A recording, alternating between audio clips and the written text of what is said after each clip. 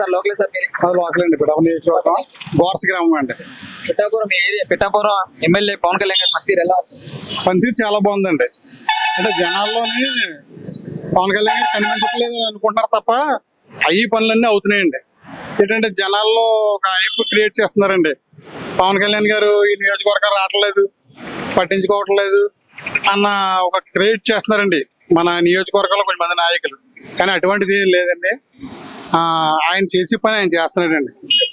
ఉప ముఖ్యమంత్రి కాబట్టి మొత్తం రాష్ట్రం మొత్తం ఆయన తిరగాలి కాబట్టి అంత సమయం లేక మనకి మన పిఠాపురం నియోజకవర్గానికి ఎంత టైం కేటాయించాలో దాని మీద ఎవరు వర్కర్స్ చేయాలో వాళ్ళందరినీ ఆయన పురమాయించారు. ఆ వర్క్లన్నీ జరుగుతున్నాయండి. ఈ 9 నెలల్లో ఏమేమి అభివృద్ధి జరిగింది? రోడ్లు కూడా వేసారండి. రోడ్లు వేసారు, ఇంకా చాలా శంకుస్థాపనలు చేస్తున్నారు. ప్రతి పంచాయతీలో కార్యక్రమాలు చాలా సక్రమంగా జరుగుతున్నాయండి.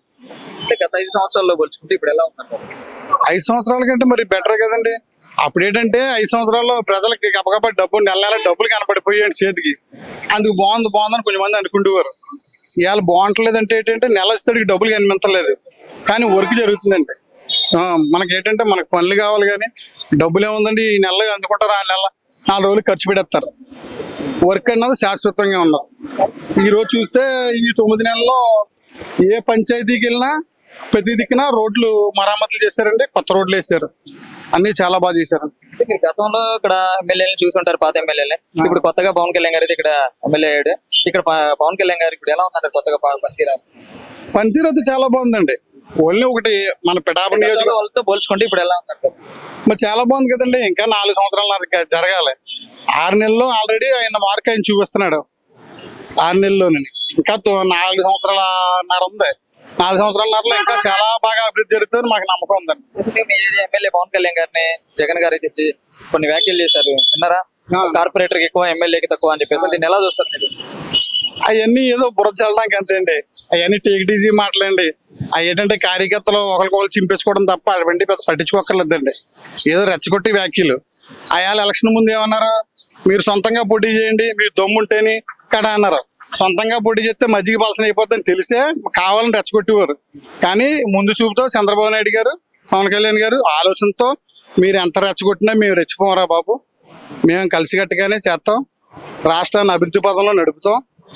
ఇది కూటమి ప్రభుత్వం ఒక 10-15 సంవత్సరాల పాటు ముందుకెళ్లే ప్రణాళికతో వాళ్ళిద్దరూ చేస్తున్నారండి. వైసీపీ వాళ్ళు అంటున్న మాట ఏంటంటే ఒక్కడు రాలేకపోతే ఒకటి గెలిచాడు అని చెప్పేసి వ్యాఖ్యలు అయితే తెలంగాణగా మాట్లాడుతుంది. దీన్ని ఎలా చూస్తారు?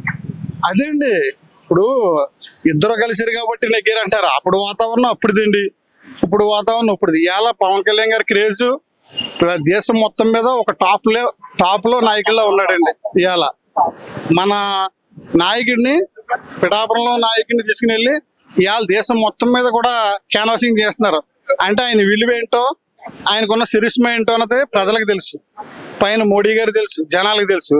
కానీ ఏంటంటే వైసీపీ వాళ్ళు కావాలని అలా ఏదో అంటారు అంతే అండి. వైసీపీ వాళ్ళని టార్గెట్ చేసి అక్రమంగా అరెస్ట్ చేస్తున్నారు అని చెప్పేసి అక్రమం ఉందండి. వాళ్ళ పరిపాలన ఎలా చేశారు, ఒకళ్ళని సరదా తీర్చేశారు. ఆ పరిపాలన అంటే చాలా బాగుంది జనాలు అనుకున్నారు. కానీ ఈ రౌడీజం పరిపాలన వల్ల ప్రజలకు నచ్చలేదు. అలాగా కావాలని జనాల్ని ఏడిపించడం, వాళ్ళ ఏమనుకుంటే రాత్రి అనుకుంటే పగల అనుమానం అమలు చేసేయడం జరిగిందండి. అంతా రాక్షస పరిపాలన చేశారు. పోసాని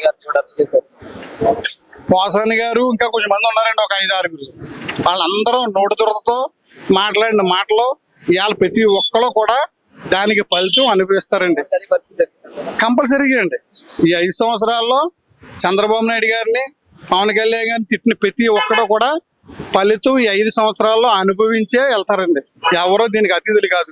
అంటే ఒక్కొక్కడు వర్సెట్ అవుతుంది, ఒకళ్ళ తర్వాత ఒకళ్ళు వస్తారు.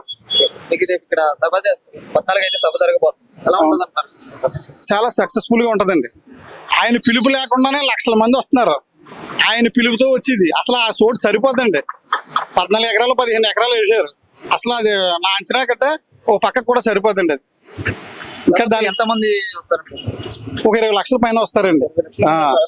అదే 3 రోజులు అయితే ఒకవేళ సరిపోయినామో అనుకోవచ్చండి. ఒక రోజు మీటింగ్ వల్ల అసలు సరిపోదండి. నేను అనుకోవడం పిఠాపురంలో చిత్రాడ మెయిన్ రోడ్లోనే ఉండిపోతాడు జనం అంతా, లోపల కూడా సరిపోదు. అదో పండగ వాతావరణం కింద ఉంటదండి. 14వ తారీఖు ఉదయం పొద్దున్నుంచి రాత్రి 11 గంటల వరకు ట్రాఫిక్ క్లియర్ చేయడం కూడా కష్టం అండి. ఓవరాల్ గా పవన్ కళ్యాణ్ గారి గురించి ఏం చెప్తారు? పవన్ కళ్యాణ్ గారు బెస్ట్ నాయకుడు అండి. ఆయన ఏ స్వార్థం లేనివాడు, నిస్వార్థంతో పనిచేసేవాడు. ఒక లంచం కానీ ఆయన ఇచ్చుకోవడం, ఇంకొకరిని ఇచ్చుకోనివ్వడం, పరిపాలన అంతా చాలా కరెక్ట్ గా ఉండాలని చూస్తాడండి. ఇంకా 100కి 10% రాజీ పడుతున్నాడు ఆయన. ఏంటా రాజీ పడకపోతే అధికారులతో పడలేం, ఇక జనాలకు కూడా నచ్చదండి. జనాలకి ఏంటంటే పని అయిపోవాలంటే ఎంతకంత లంచం ఇవ్వాలి.